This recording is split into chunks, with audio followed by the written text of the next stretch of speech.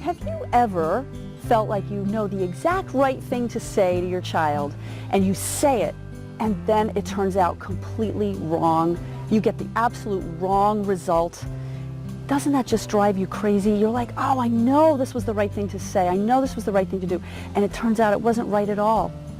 Well, I'm Deborah C. Owen from YouCanRaiseGreatKids.com, and I'm really glad that you're here today. And what we're going to do is we're going to talk about the words that we say. What do we say with our kids? We want to be able to have influence over the choices that they make, the decisions that they make, where they go with their lives, who they hang out with. And we lose that influence if we use the wrong words. Words are so powerful.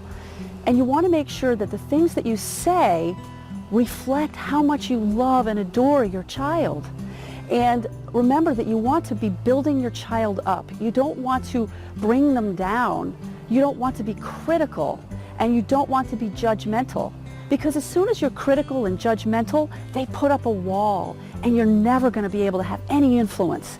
The best thing that you can do is just use empathetic words. Something like, oh, I understand. That must be really hard for you. You don't have to agree with them by any means. All you need to do is let them know that you hear them. You want to listen more than you speak. And the other thing is, you want to be able to recognize that when you use you words, like you are making me angry, you are leaving a mess, you are not helping out around the house, you are driving me crazy, you're pointing a finger at somebody else. And you know, I hate to say this, but when you point a finger at somebody else, there's still 3 fingers pointing back at you. It's not very effective. What's much more effective actually is to use I words. Like, I am frustrated because I feel like you frequently leave your backpack in the middle of the floor.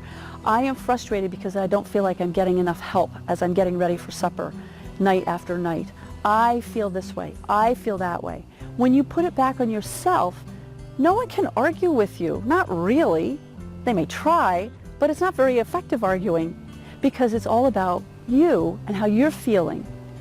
And then you can work with the other person, in this case your child, or maybe your parenting partner, your spouse, and you can say, look, I feel like this. What can we do to solve this problem? And then you're opening a door to having them help you brainstorm possible solutions, as opposed to being accusatory. So the really important thing that I want you to remember for today is the words that you use are so powerful. And when you don't use words that build people up, when you choose to use words that are derogatory about the other person, then you're just breaking down the relationship. This series is all about how to connect or reconnect with your kids. And the very first thing is about what we say. So when we speak correctly, when we speak in a way that builds the other person up, that acknowledges them as a separate person with separate needs from yours, then you're opening the door to solving this problem. The problem is, though, there's a second problem here, and that is what we speak isn't always what we feel. You know, feelings can lie. So we're going to talk a little bit more about our thoughts and feelings in tomorrow's video. So if you've liked this, I hope you share it with your family and friends. Encourage them to get the 9 steps to better behavior and get into this video series also. Please do that.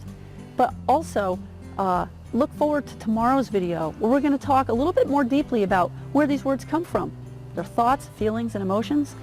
And I'm sure you're going to get a lot out of that as well. Please look for it. I'll see you tomorrow.